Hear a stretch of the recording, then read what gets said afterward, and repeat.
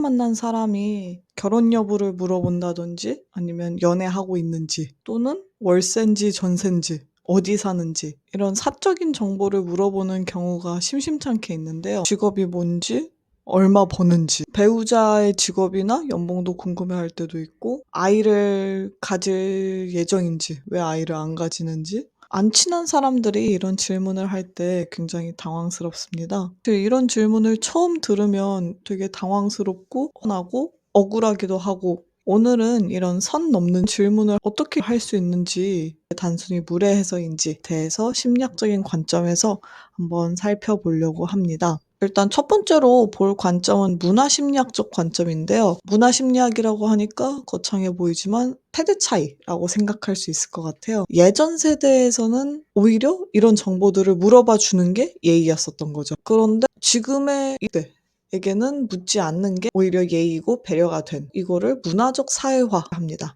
세대별로 문화에 맞게 사람들이 사회화가 되고 어떤 것이 사회적으로 바람직한지 어떤 것이 사회적으로 바람직하지 않은지에 대해서 세대 간의 차이가 있는 거죠. 이런 질문 하나에도 그 당시의 사회가 어떤 기준을 가지고 어떤 것이 바람직하다고 생각했다. 우리 사회 구성원은 어떤 식으로 관계를 맺었으면 좋겠다라는 것이 드러나는데요. 흔히 집단주의, 개인주의 이렇게 이야기를 하는데 한국은 전통적으로 집단주의인 나라라고 분류되어 왔었지만 요즘은 그렇게 집단주의적이지도 않은 모습이 많이 보이는 것 같습니다. 특히 젊은 세대들을 중심으로 개인주의에 가까운 모습을 많이 보이는데요. 그래서 세대 간의 차이가 드러나는 거죠. 나이가 많은 분들은 집단주의적인 관점이 자연스럽고 나이가 젊은 어린 사람들 같은 경우에는 개인주의적인 가치와 관점이 자연스럽고 집단주의 사회에서는 관계 중심, 우리 집단이 중요하기 때문에 관계를 돈독하게 하기 위해서는 사적인 정보도 잘 아는 것이 매우 중요했습니다. 그래서 사적인 정보를 잘 알고 공유하는 이게 굉장히 중요했어요. 사적인 질문 당신한테 관심이 있다는 것을 표현하는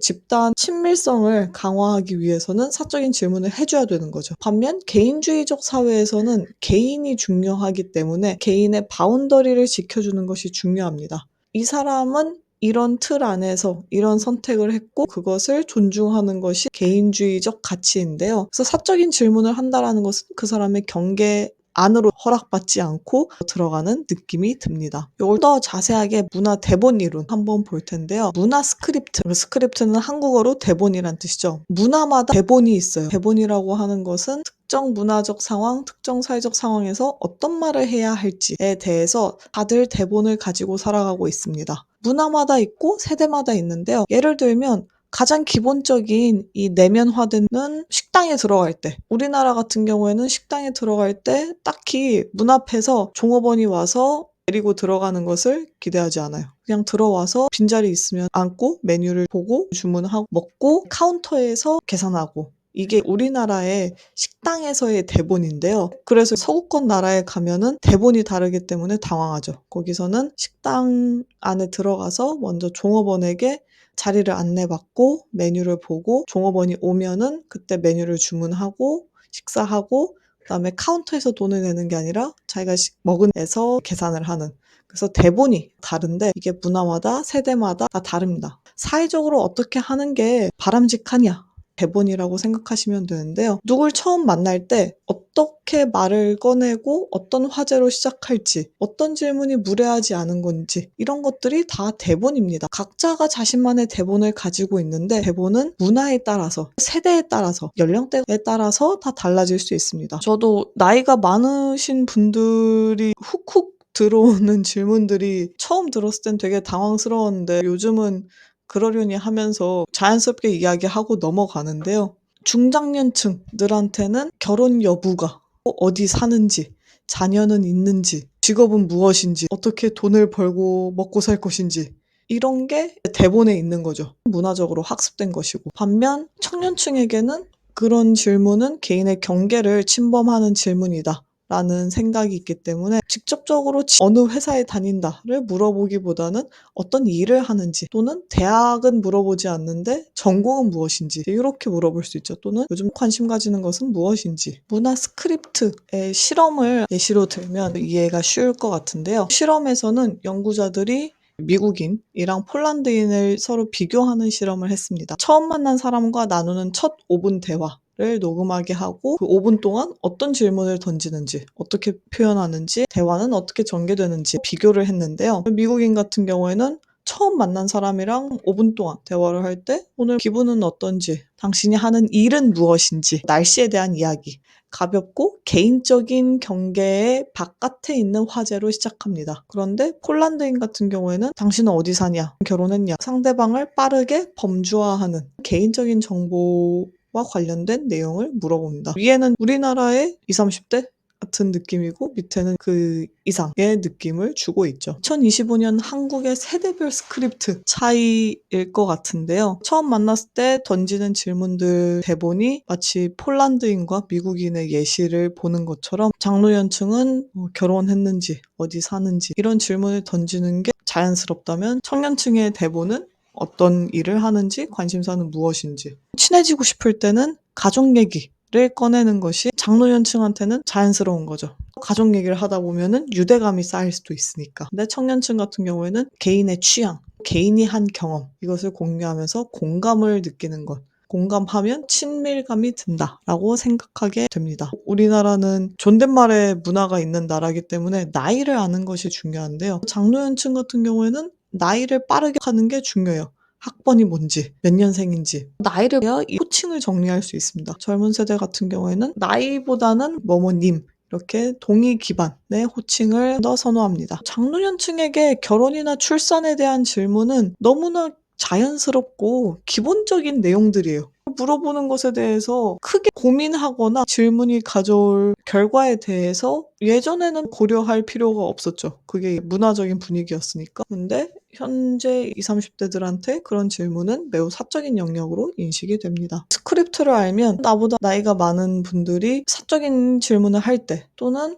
나보다 나이가 어린 분들이 사적인 얘기를 전혀 하려고 하지 않을 때 각자가 각자의 문화적, 세대적 방식대로 친밀감을 표현하는구나. 물론 서로에게 바라는 형태는 아닐 수 있지만 가족 모임이라든지 직장 회식 자리이며 처음 만나는 경우에도 서로 이런 대본의 차이로 인해서 오해가 있을 수 있다. 옳고 그르다라기보다는 우리 사회가 과도기를 겪고 있고 항상 세대별로 다른 문화가 있기 때문에 사회가 바뀌고 있는 것을 보여주는 지표라고 볼 수 있습니다. 저 사람은 나랑 다른 문화적 대본을 가지고 있구나. 그렇다고 해서 그 사람의 문화적 대본을 무조건적으로 받아줄 필요는 없으니까 저 사람이 전달하려는 의도는 무엇인지, 그걸 들었을 때 나의 감정은 어떤지 균형 있게 밸런스를 맞추는 게 중요하죠. 두 번째는 인지심리학 관점에서 인지적 구두 이론에 대해서 이야기를 하려고 합니다. 그래서 인지적 구두쇠라고 하는 것은 구두쇠는 좀 짠돌이 같은 거잖아요. 근데 우리의 뇌는 인지적으로 짠돌이에요. 짠돌이라는 것은 적은 인풋으로 최대 아웃풋을 내고 싶어 하는 것을 의미하고 바꿔 말하면 굉장히 효율적인 것을 중요하게 생각한다라는 뜻입니다. 효율성을 중시한다는 것은 A라는 사람에 대해서 알고 싶을 A라는 사람에 대한 정보를 다 모은 다음에 라고 생각하려는 게 아니라 이 사람에 대한 몇 가지 정보, 성별, 지역, 나이, 직업 등등 내가 이 성별에 대해서 가지고 있는 생각 하나, 이 연령대에 대해서 가지고 있는 생각, 지역에 대해서 가지고 있는 생각 이런 몇 가지로 사람을 빨리 하려는 왜냐하면 복잡하게 많은 정보를 모아서 그걸 토대로 탄탄한 결론을 내리는 수고로움을 뇌가 하고 싶어 하지 않습니다. 관계가 영속적인 것도 아닌데 새로운 사람을 만날 때도 대충 판단하고 싶어 해요. 어떤 사람의 기혼 여부를 아는 것 굉장히 많은 정보를 줍니다. 대략적인 생활 패턴, 중요하게 생각하는 가치관, 언제 시간이 가능할까 등등등 결론들을 빠르게 내릴 수 있게 하죠. 뇌가 에너지를 극한으로 절약하고 싶어 하는데 그 절약 메커니즘 중에 하나로 단순화된 범주화 질문을 던져서 여기 해당돼, 여기 해당돼. 그러니까 이 사람은 아마 이럴 거야. 이렇게 빠르게 분류하고 이해하려는 인지 전략입니다. 사회적 상호작용 이론은 심리학적으로 대인관계를 복잡하게 얘기하는 건데요. 인간관계는 상호작용이 일어나는데 그 상호작용이란 정보를 서로 주고받는 그러니까 인간관계도 하나의 거래이죠. 그래서 정보가가 중요한데 양질의 정보를 얼마나 빨리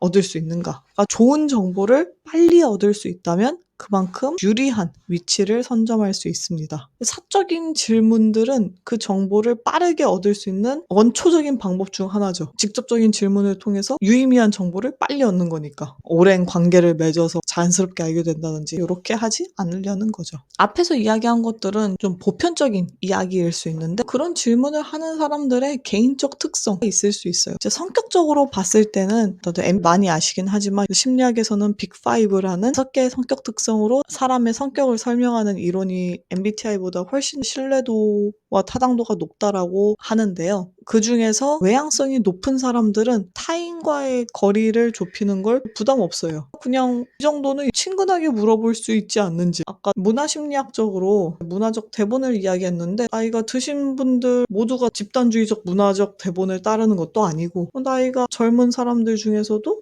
모두가 개인적인 질문하는 것을 무례하다고 생각하지도 않고 20, 30대인데 외향성이 높으면은 그런 질문들을 좀 더 쉽게 할 수 있고 호감성이 낮다라고 하는 것은 타인과 우호적인 관계를 맺는 것에 관심이 덜 있는 것을 의미합니다. 그러니까 남들한테 굳이 잘 보이고 싶지 않은 사람이에요. 경계를 덜 신경 쓰겠죠. 내가 원하는 정보에 대한 답을 얻는 것이 더 중요하고 그로 인해서 당신이 나를 기분 나빠한다거나 그러는 거에 크게 개의치 않는다. 공감 능력과 마음이론은 같이 끼는데요. 마음이론은 너의 마음이 어떤지 안다 라는 뜻입니다. 나의 마음과 너의 마음은 다르고 나는 A라고 생각하지만 너는 A라고 생각하지 않을 수 있겠구나. 이 상대방의 마음에 대한 생각이 있는 것을 마음이론이 있다라고 얘기하는데요. 공감 능력도 비슷하죠. 내가 이런 말을 했을 때 타인은 어떤 기분일지 에 대해서 상상할 수 있는 능력입니다. 공감 능력과 마음이론이 낮은 경우에는 또는 그런 훈련이 잘 되어 있지 않는 경우에는 이런 질문이 나에겐 괜찮으니까 타인에게 안 괜찮을 수 있겠다. 인식이 부족할 수 있죠. 그래서 사적인 질문을 던지는데 그게 선을 넘는 행동인지 모를 수도 있습니다. 결론적으로 사적인 질문은 문화적, 성격적, 인지적